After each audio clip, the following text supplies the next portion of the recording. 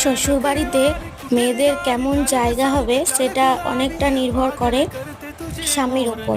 কারণ স্বামী যদি মা আর বউয়ের মধ্যে এই দুদিকে ব্যালেন্স করে চলতে পারে, তবেই একটা মেয়ে ভালোভাবে সংসার করতে পারে।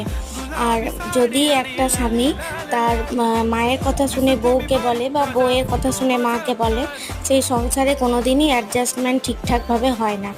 তাই প্রতিটা স্বামীরই উচিত যে মাকে মায়ের জায়গায় আর বউকে বউয়ের জায়গায় রেখে তারপর সব দিককে বিচার করা। তো যাই হোক, আজকে প্রচণ্ড গরমের একটা মেকআপ লুক শেয়ার করছি।